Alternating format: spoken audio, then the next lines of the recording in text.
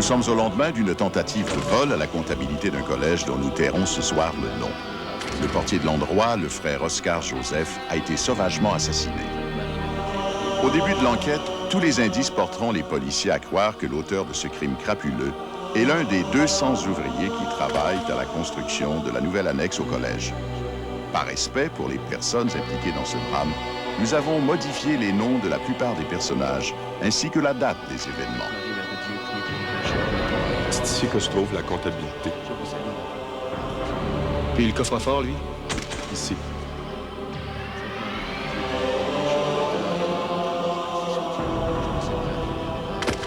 Là où ça donne?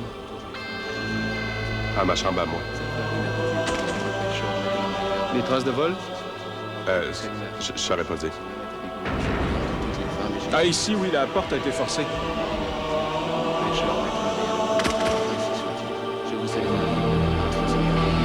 Regardez donc ce que je viens de trouver. Mon Dieu.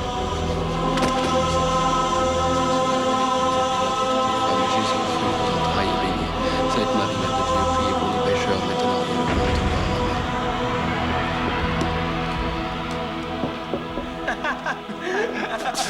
mort. Bon, mais c'est officiel, les gars, il n'y aura pas de cours de la journée, ni même demain.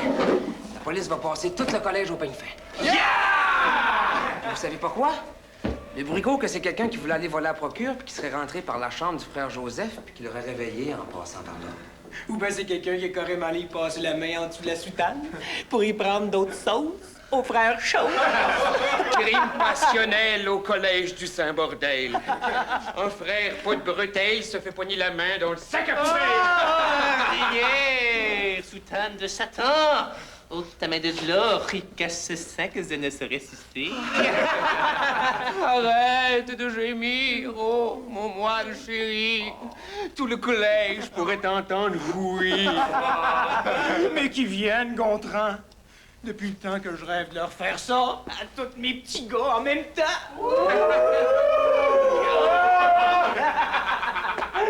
Moi, je le sais ce qui s'est passé. C'est ni une histoire de cul, ni un vol, ni un accident. Tout simplement quelqu'un qui en avait assez de vivre dans un collège où il se passe jamais rien. Se faire traiter de vache puis de vaurien par des curés qui se pensent plus fins que tout le monde. Parce qu'ils ont la tête montée sur des collets romains. Vous vous souvenez la semaine passée quand le père Gosselin nous a supplié de prendre des initiatives? Il aurait jamais dû dire ça. Je suis sûr qu'elle demandait pas tant. En tout cas, ils vont être servis. Qu'est-ce que tu veux dire, Côté? Je veux tout simplement dire que si la police fait son enquête comme il faut, mais ce qu'ils vont se rendre compte, c'est que frère Joseph, là, c'est moi qui l'ai tué.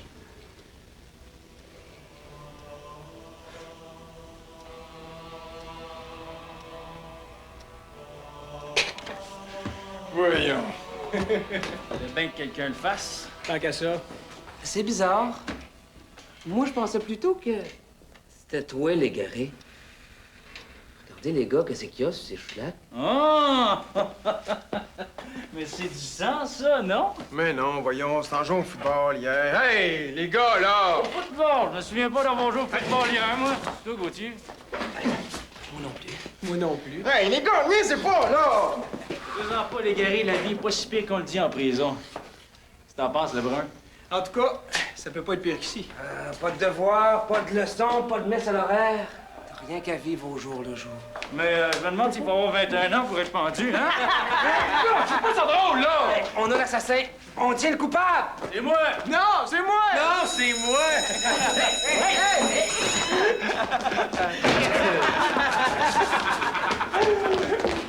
Après 6 mois d'enquête, c'est la consternation dans ce tranquille coin de pays quand la police écroule 3 pensionnaires du collège que nous appellerons ce soir Martin Côté, Jean Lebrun et Charles Gauthier, soupçonnés d'être criminellement responsables de l'un des meurtres les plus ignobles de toute l'histoire criminelle du Québec. Révolte contre le clergé, manifestation explosive d'une jeunesse en colère ou scabreuse affaire sexuelle. Toute l'histoire sera débattue dans un procès emblématique de cette importante mutation des mœurs de la société québécoise, la Révolution tranquille.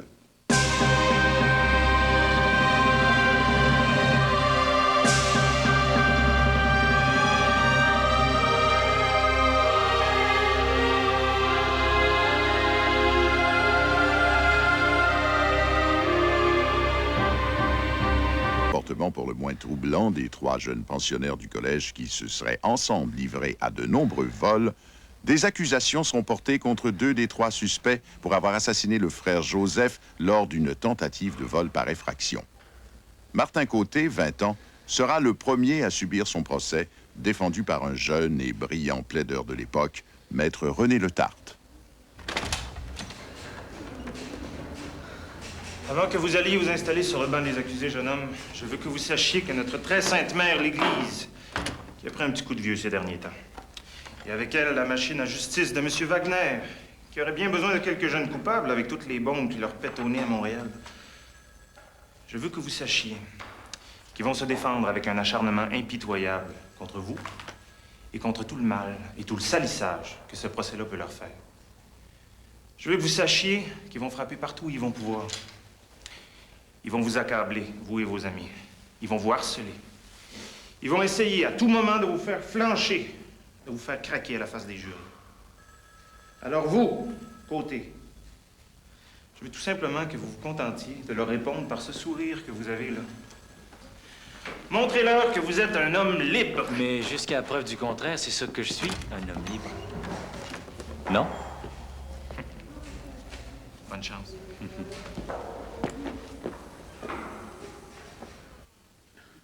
Frère Fortin, pouvez-vous nous dire comment était le frère Joseph dans la soirée du dimanche, à la veille du meurtre? Oui, il était jovial, amical, comme d'habitude.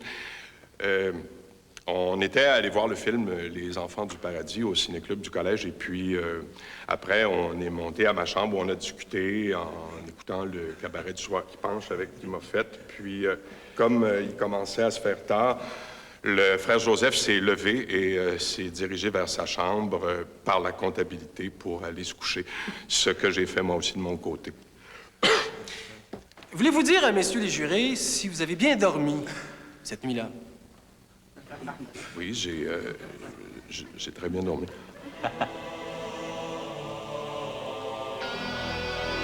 Et le lendemain, vous avez découvert le corps du frère Joseph, n'est-ce pas?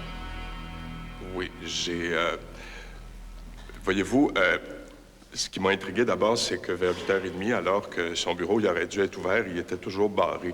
Et j'ai trouvé ça anormal. Alors, je suis revenu à ma chambre et de là, en passant par la comptabilité, j'ai traversé chez le frère Joseph. Il y avait un rideau qui séparait le lit de son bureau. Je l'ai entrouvert et là, j'ai aperçu du sang sur les murs et sur le plancher et sur les draps.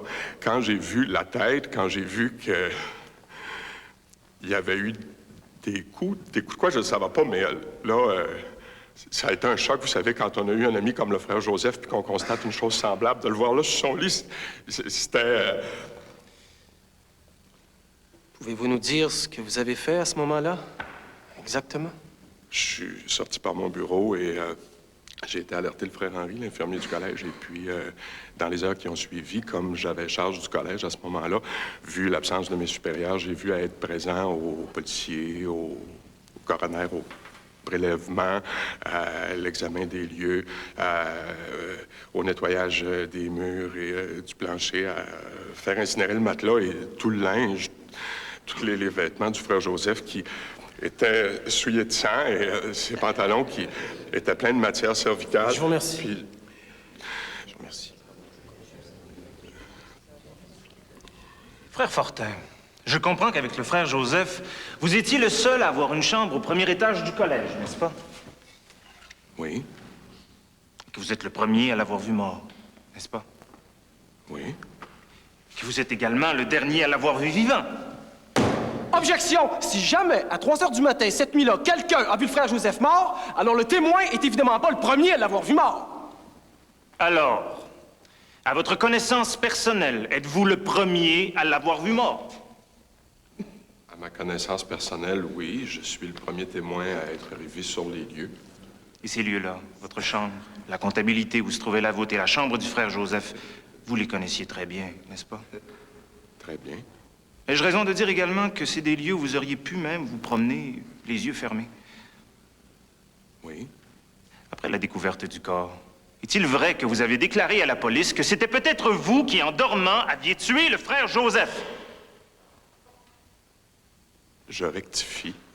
Je n'ai jamais dit en dormant. Vous savez, quand j'ai pensé que j'étais le seul sur l'étage avec le frère Joseph, j'ai pensé, vous savez, que la même chose aurait très bien pu m'arriver à moi, et ça a été assez, c'est assez, je pense, pour que mes nerfs aient flanché et que j'en vienne à dire que c'était peut-être moi, oui, qui, la nuit, qui avait fait ça étant somnambule, mais franchement, je crois qu'à moins que ça, on aurait pu dire n'importe quoi.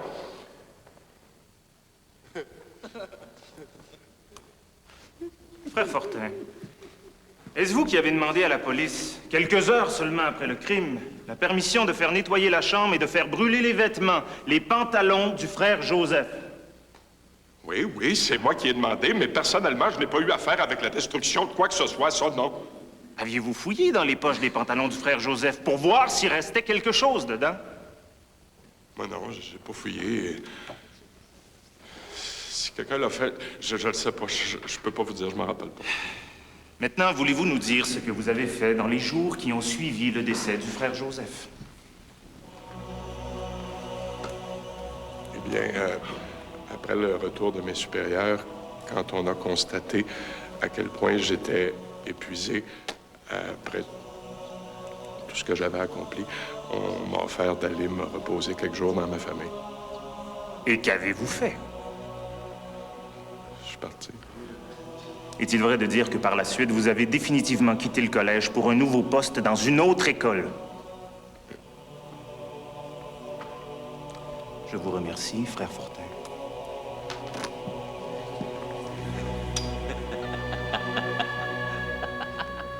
Le frère Fortin, il était tellement nerveux, tellement fatigué. Il dormait plus, il mangeait plus. Il a vraiment fallu qu'il aille prendre du mieux ailleurs.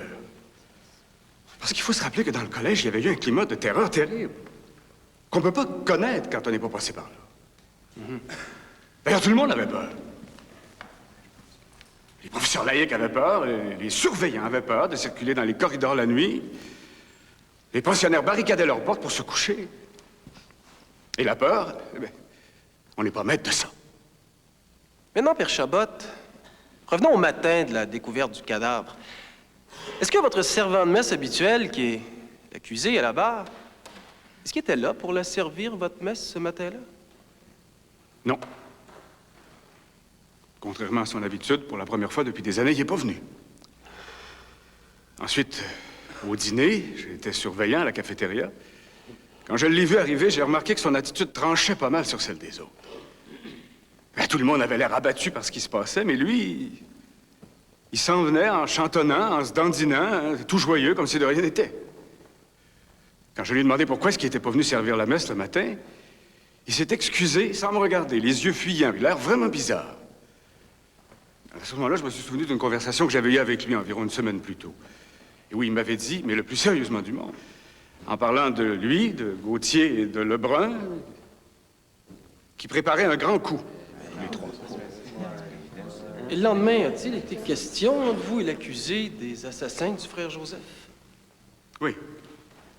Comme j'étais le directeur de conscience de Martin. Je m'objecte, votre honneur, à ce témoignage parce que la direction spirituelle, tout comme la confession, est une communication privilégiée et non admissible en preuve. Et je considère que le père Chabot, lorsqu'il faisait de la direction spirituelle, ce n'était pas sous le secret de la confession. Donc, il n'y a pas de communication privilégiée dans le cas présent. Poursuivez, père Chabot, s'il vous plaît. Oui, bien, je disais donc qu'étant le directeur de conscience de Martin, on avait souvent l'occasion d'avoir des conversations particulièrement intimes.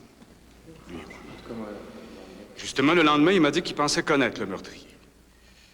Et que, d'après lui, c'était quelqu'un de l'intérieur. Ensuite, le vendredi soir, il est revenu me voir à mon bureau, et ce soir-là, il m'a dit, et l'air très sérieux, que celui qui croyait être le meurtrier, il m'a dit qu'il croyait que c'était son ami Jean Lebrun. Ensuite, un petit peu plus tard, je me souviens qu'il m'a dit qu'il n'y avait aucune peine de la mort du frère Joseph.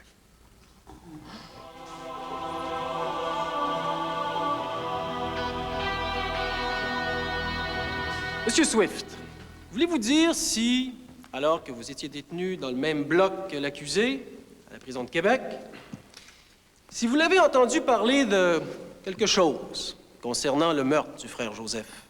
Yeah. Ah oui. J'ai entendu quand il parlait en rapport avec le meurtre, il a nommé que c'était lui qui avait tué le frère. Je me souviens l'entendre dire qu'il l'a massé. 2 coups de marteau à sa tête, avec 2 autres de ses chums. Il l'avait massé. Et est-ce qu'il a été question de leur habillement, ces 3-là? Il était supposé de porter des sacs ou des poches sur la tête. Mais je me souviens plus si c'était sac ou poche. Hein? Voulez-vous dire si Côté a dit pourquoi lui et les 2 autres étaient allés chez le frère Joseph? Ben oui. Ils ont été volés de l'argent dans le safe.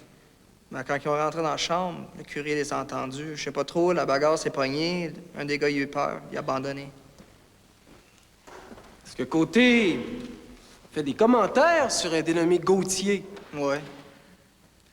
Il a dit, le petit Christ de salle, s'il aurait pas parlé, je serais pas arrêté.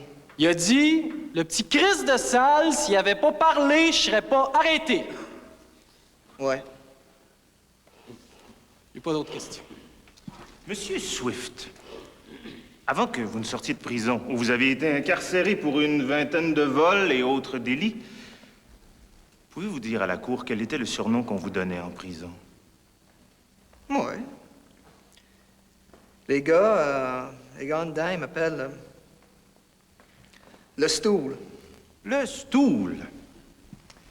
Ce qui, en bon français, signifie informateur. Ouais, c'est ça. Je vous remercie.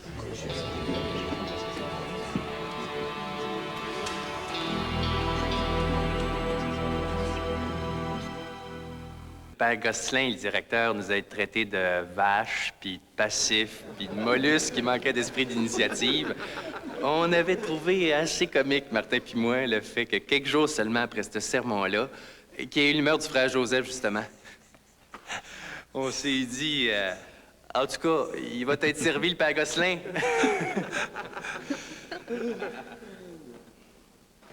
Martin, d'habitude, c'était un gars bien spécial, bien exubérant, qui parlait fort. Toujours après fanfaronner durant un cours, ben, à manigancer quelques coups pendables à récréation. Je me souviens même une fois, il chambrait juste en face de moi. Puis j'ai entendu la porte de sa chambre s'ouvrir. Des chuchotements, des bruits de pas. Puis quelques minutes plus tard, c'est pas ça, tabarnouche? C'est toute la sonnerie de la lampe du collège qui s'est mis à crier.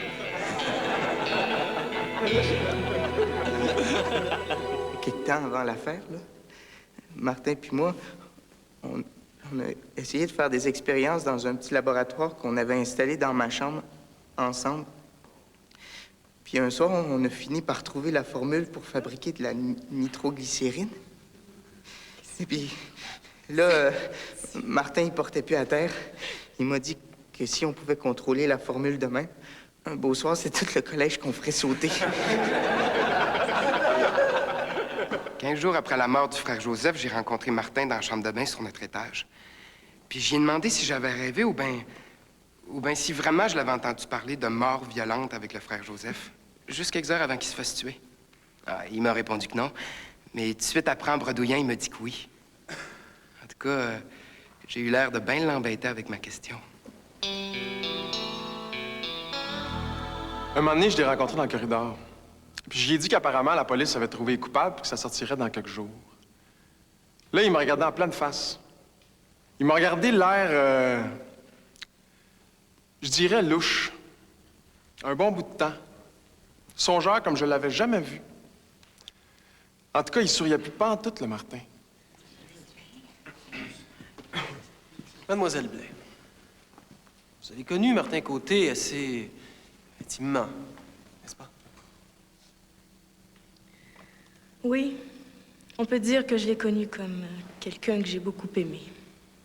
Voulez-vous dire si vous l'avez rencontré lors d'un bal, tenu à l'occasion de la prise de ruban des finissants du Collège des Jésuites?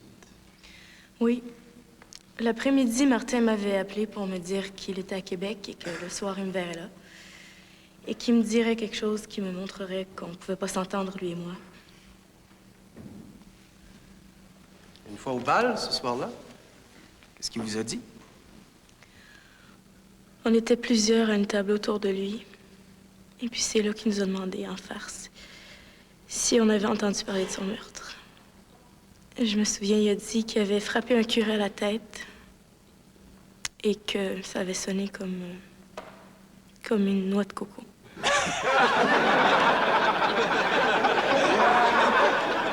Alors, s'il vous plaît, alors...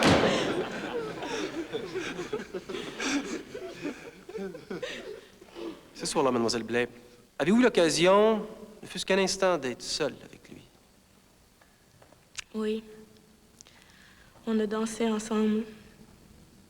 Et puis c'est là qu'il m'a dit, d'un ton sérieux, que c'était vraiment lui qui l'avait tué, le frère Joseph. J'ai demandé, c'est pas vrai. J'ai insisté un peu. Il savait que je le prendrais sérieusement. Et puis c'est là qu'il m'a dit que oui, c'était vraiment lui. Et puis il m'a dit que le lendemain, il s'apprêtait à retourner au collège et qu'il s'attendait à ce qu'on l'arrête en arrivant là-bas. Et qu'on ne se reverrait probablement plus jamais.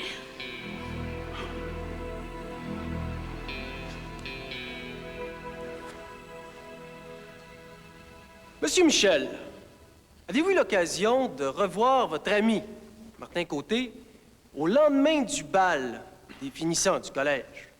Oui, on s'est revus. Il était avec Jean Lebrun. Il devait se rendre à la traverse de Lévis, soit pour retourner au collège ou pour jumper vers les États. Sur le pouce ou sur un convoi de marchandises. Puis avant qu'il parte, j'y ai demandé si c'était vrai ce qu'il nous avait raconté la veille.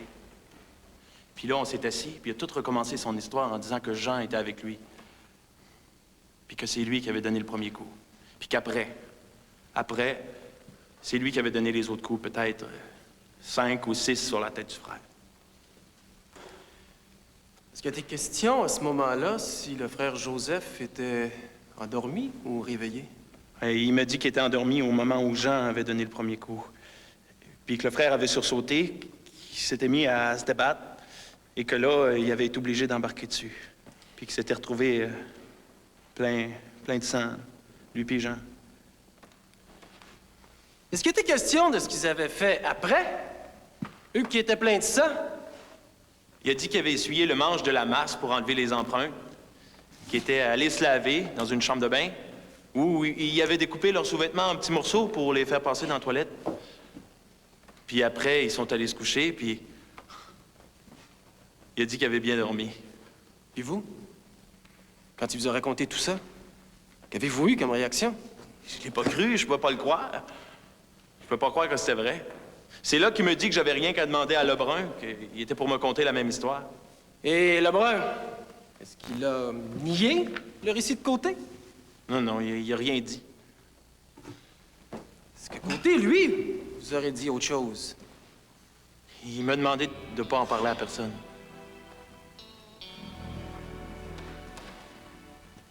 Et est-ce qu'il riait, Côté, en vous contant tout ça? Non. Il avait pas l'air de quelqu'un qui faisait des farces. Monsieur Michel, n'est-il pas vrai que lors de cette soirée de bal, Côté a commencé à vous parler de son histoire de meurtre sans parler de lui comme étant l'auteur de ce crime? Pendant un bout de temps, oui.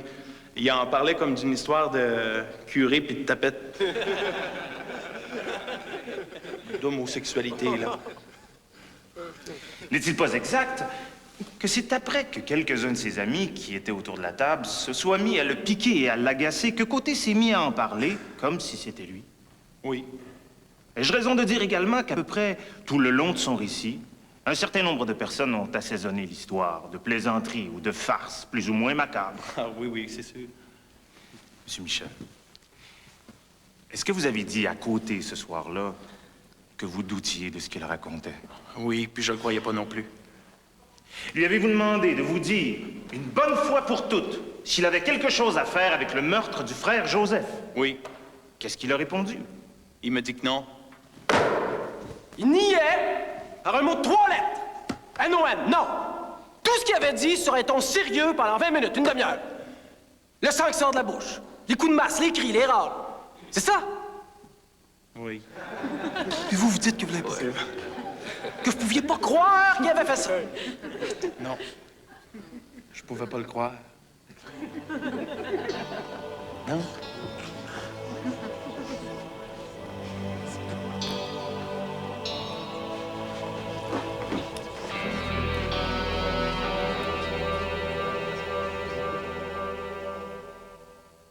La déposition que vous avez faite à la police au lendemain du crime, devant le sergent état-major Fournier et en présence du sergent Boulet, que vous avez assermenté cette déposition en la posant votre signature au bas du document. Il a demandé si je l'assermentais, puis j'ai dit que je l'assermentais pas. Parce que c'était faux.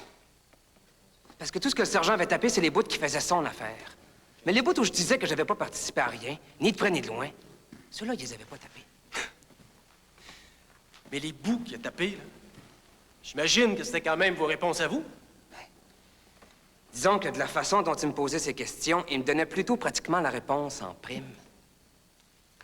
Est-ce que je devrais comprendre que tout ce que vous avez dit, en détail, sur la mort du frère Joseph, c'est le sergent Fournier qui vous a dit de dire ça? D'abord, quand ils m'ont questionné, j'ai nié complètement pendant peut-être une demi-heure, 3/4 d'heure, OK? Puis là, comme ça avait pas l'air de faire leur affaire, ils m'ont dit, on le sait que t'allais pas le tuer, le frère, toi. On le sait que t'allais là rien que pour voler. Que tu faisais la surveillance dans le corridor, puis t'as plus connaissance de rien. Lâche-le donc, ton moton. Puis là, moi, comme j'étais à bout de tonnerre, pour que ça finisse au plus vite, j'ai dit, OK, oui, j'étais là. Au bout d'une demi-heure, vous étiez à bout de nerfs. Vous êtes ici dans la boîte depuis combien d'heures, là? Depuis hier avant midi. Êtes-vous à bout de nerfs? Presque. Je m'objecte à cette façon de procéder. Je teste la crédibilité du témoin, votre seigneurie. Gauthier, répondez-moi franchement. Êtes-vous fatigué à ce point de demander que la séance soit suspendue jusqu'à demain matin? J'aimerais mieux, oui.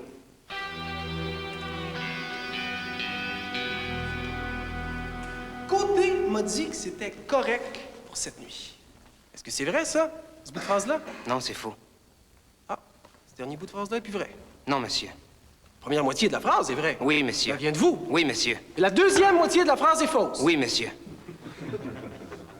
Vous avez dit au sergent, ce soir, vers 8h30, dans la salle de récréation, j'ai rencontré Côté. Avez-vous dit ça? Oui, j'ai dit ça. Ça venait de vous, vous êtes sûr? Oui, monsieur. Ah, il y a des bouvrets à travers les mensonges. Et quand vous avez dit, il a été convenu entre moi et Côté qu'il venait me chercher. Pour les bouts qui venaient de vous, puis qui étaient vrais, envers tout le reste. Si vous à bout de nerfs ou si vos nerfs revenaient pour ces bouts-là? Mes nerfs revenaient pas, c'était des bouts de vrai. Ah, votre état de bout de nerfs était pas tel que vous oubliez de dire la vérité, ces choses vraies. Puisque je les ai dites. Ça faisait 7 ans que vous faisiez votre cours Ça classique. faisait 6 Vous aviez ans. fait avant ça 5 ou 6 ans de cours 8 primaire. ans. Ça faisait 14 ans que vous vous instruisiez. Vous étiez à 1 an de la fin de votre cours classique et vous réalisiez pas que vous étiez en train de dénoncer Lebrun et Côté comme ayant participé à un meurtre. C'est ça! C'est en plein ça. Nous avons suivi le corridor jusqu'à la chambre du frère Joseph. Et là, Martin a ouvert la porte qui était débarrée. Et il est entré à l'intérieur avec Jean. Avez-vous dit ça ou bien c'est le sergent Fournier qui l'a inventé? Je l'ai dit, mais c'était pas vrai.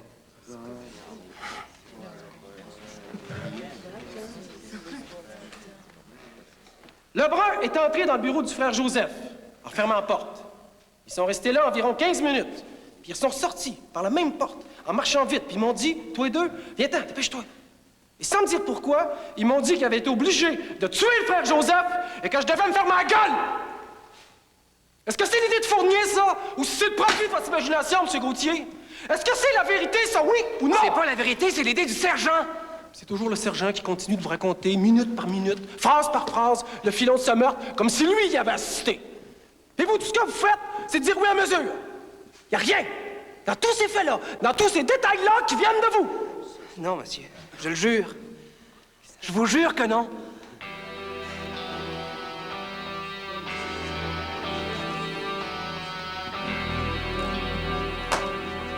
Monsieur Gauthier, au moment où vous avez fait cette fausse déclaration, quel âge aviez-vous? 18 ans. Est-ce qu'à ce moment-là, vous aviez déjà eu affaire à la police? Non. À aucun officier de police? Non, monsieur. Et à deux, ensemble? Non, monsieur. Et combien de temps êtes-vous resté dans le bureau avec les policiers avant de signer votre fausse déclaration? Ils m'ont emmené là à 10 h le matin. J'ai assermenté ma déclaration vers 4h15, à peu près. Aviez-vous déjeuné ou dîné ce jour-là? Est-ce qu'à un certain moment, vous avez pleuré, M. Gauthier? Et effondré sur une table, vous avez donné un coup de poing sur cette table en disant « C'est pas vrai! C'est pas vrai! Vous me faites dire des choses qui sont fausses! » Oui. Vous souvenez-vous avoir dit au début de votre interrogatoire que vous n'aviez absolument rien à voir, ni directement ni indirectement, avec la mort du frère Joseph? Oui. Est-ce qu'à votre connaissance, cette partie de votre déclaration a été copiée dans le texte qu'on vous aura lu à la fin de l'après-midi? Non. Vous jurez ça? Oui, je le jure. Est-ce que 2 jours plus tard, vous avez eu l'occasion de refaire une deuxième déclaration sur les mêmes faits, qui constituait une répudiation totale de tout ce que vous aviez pu déclarer concernant votre participation ou celle de l'accusé à l'assassinat du frère Joseph? Oui. Est-il vrai que dans cette deuxième déclaration, vous avez écrit « Je regrette d'avoir induit la justice en erreur et d'être le responsable des déboires que je cause à mes compagnons. » Oui. Est-ce que ça a été assermenté, cette deuxième déclaration-là? Oui. Avez-vous accepté de mettre la main sur l'Évangile? Oui. Pourquoi? Parce que c'était vrai. Est-ce qu'il y avait quelqu'un à côté de vous pour vous influencer d'une façon ou d'une autre? Non. J'étais seul dans ma cellule dans un bloc où il n'y avait aucun autre détenu. Maintenant, regardez, messieurs le jury, monsieur Gauthier, et dites-nous, sous votre serment, si dans la nuit où le frère Joseph a été assassiné, vous avez rencontré le prévenu à la barre, Martin Côté. Non. Monsieur Gauthier, dans le texte de votre deuxième déclaration que vous dites avoir écrit seul alors que vous étiez en prison, y a-t-il un paragraphe qui aurait été écrit ailleurs qu'à la prison?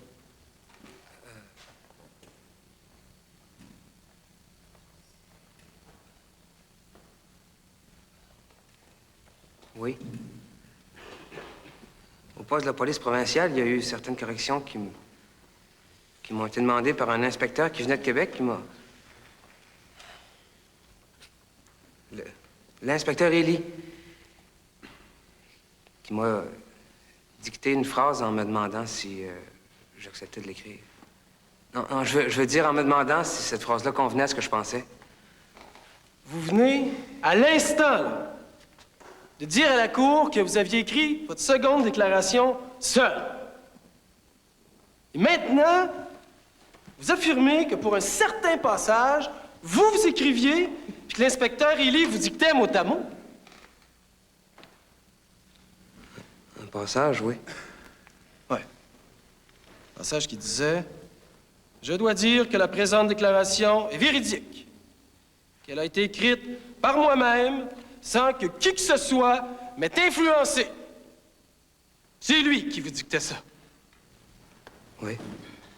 Vous écriviez. Oui. Vous avez donc menti à la Cour.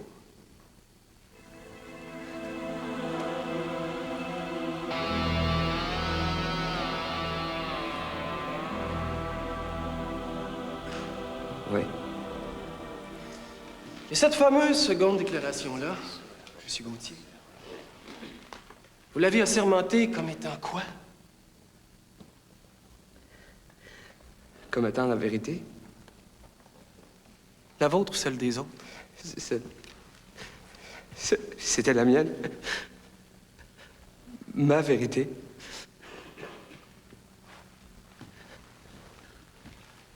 Gauthier, je vous ai entendu et je vous dis que votre témoignage n'a été qu'un long défi à la vérité telle qu'elle doit être dite franchement, clairement et sans réticence. À ce mépris que vous avez manifesté, le tribunal que je préside n'a qu'une forme de mépris à vous opposer.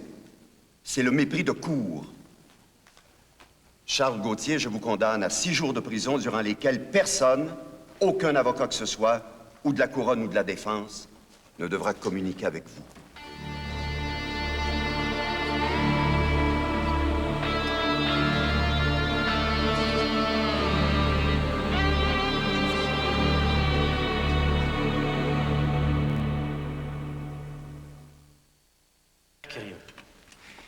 Vous êtes novice chez les Jésuites. À l'occasion du bal des finissants du Collège des Jésuites, avez-vous eu une rencontre avec Martin Côté? Oui, Martin était avec nous autres à table. C'était un moyen bout en train, Martin, vous savez. Hein? Quand il y était, là, on avait toujours bien du fun. Alors, on lui a demandé comment ça se faisait qu'il n'était pas à son collège à ce moment-là de l'année. Puis il nous a répondu qu'il venait d'y avoir un meurtre et que pour l'enquête, la police avait renvoyé les élèves. Et puis Martin nous a dit qu'il avait lui-même fait sa petite enquête avec des amis puis qu'ils en étaient venus à soupçonner un frère de la communauté qui avait sa chambre à côté de celle du portier. Est-ce que par la suite, vous avez eu l'occasion de revoir Martin Côté? Oui, je suis allé au cinéma avec lui voir À bout de souffle de Godard. Et en sortant, je lui ai dit que j'avais reçu un téléphone de son ami Chantal Blais, qui était bouleversé. Alors, je lui ai demandé ce qui lui avait pris d'aller raconter qui était l'assassin du frère Joseph. Là, il a eu l'air contrarié d'apprendre qu'il m'en avait parlé. Et puis, il m'a rappelé que comme il voulait casser avec elle, bien que ce moyen-là était un bon moyen pour lui faire peur et pour la dégoûter de lui.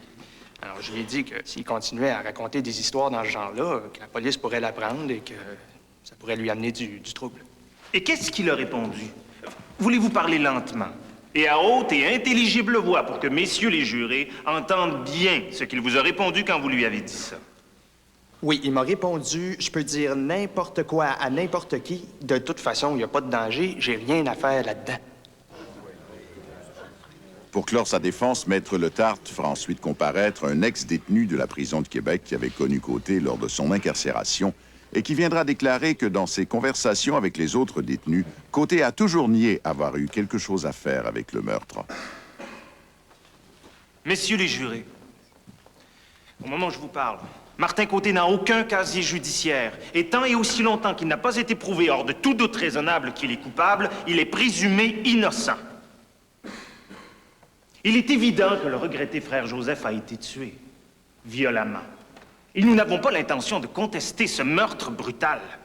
Mais dans cette affaire, au-delà des soupçons, des suppositions, des témoignages de plaisanterie, des déclarations douteuses de témoins douteux, pour condamner le jeune Martin Côté, il y a tout de même une preuve à présenter.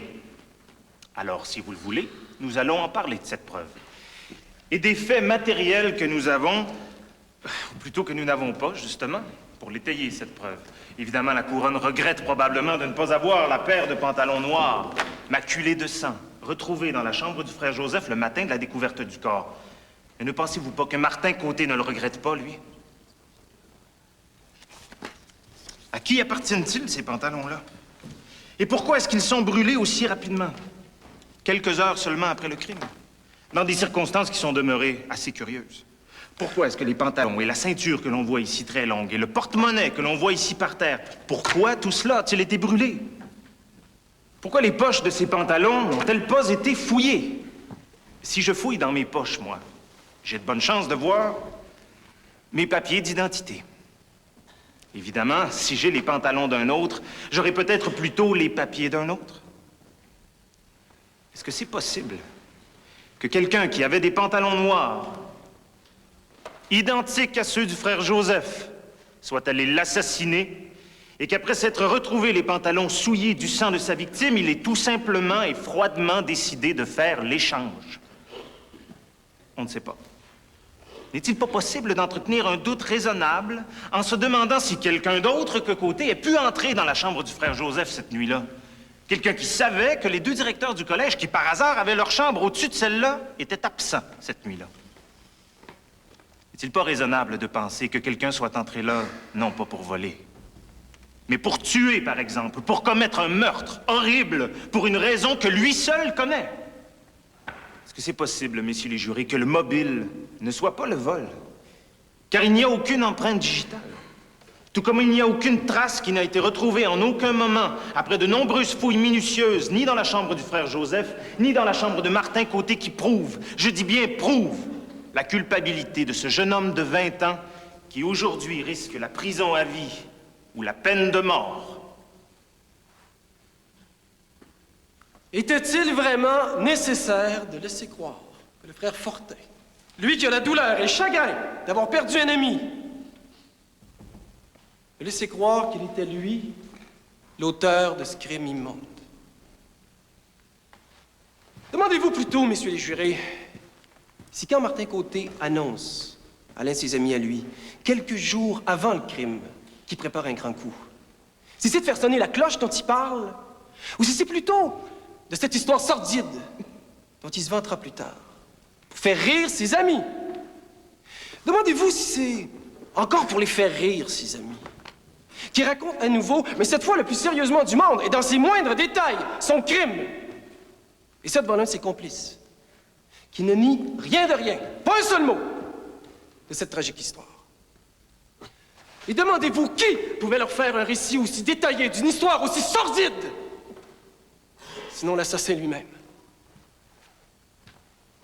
Demandez-vous quand Charles Gauthier vous dit la vérité, et quand il vous ment. Est-ce après avoir raconté le crime dans ses moindres détails, ou bien reniant tout, alors qu'il se fait dicter les passages mêmes où il jure qu'il écrit tout cela seul et sans influence? Et demandez-vous si, quand il reste pétrifié, après qu'un collègue lui ait annoncé qu'on était sur le point d'arrêter les coupables, si Martin Côté ne s'était pas déjà trahi et condamné lui-même. Y a-t-il vraiment lieu de douter raisonnablement? Y a-t-il vraiment lieu de croire que quelqu'un d'autre que l'accusé ait pu commettre ce meurtre crapuleux? Vous avez le droit, messieurs, de vous poser ces questions. Comme vous avez le devoir de vous demander qui, un jour, a tenu dans ses mains criminelles cet objet que je tiens devant vous.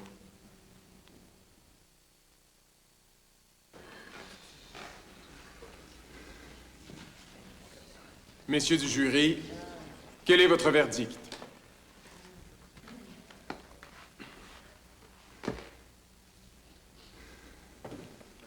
Non coupable.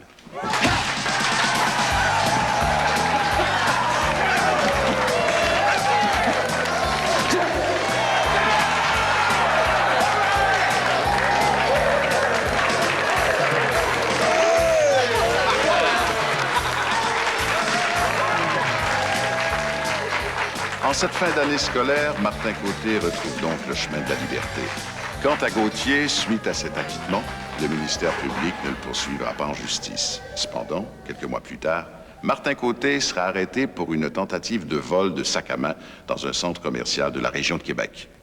Puis on apprendra par la suite que le frère Fortin, sur lequel Maître Letarte avait laissé planer de lourds soupçons, a été accusé et trouvé coupable de grossière indécence sur la personne d'un jeune adolescent quelque part dans un village du Nord québécois. Mais on ne sait toujours pas qui a assassiné le frère Joseph.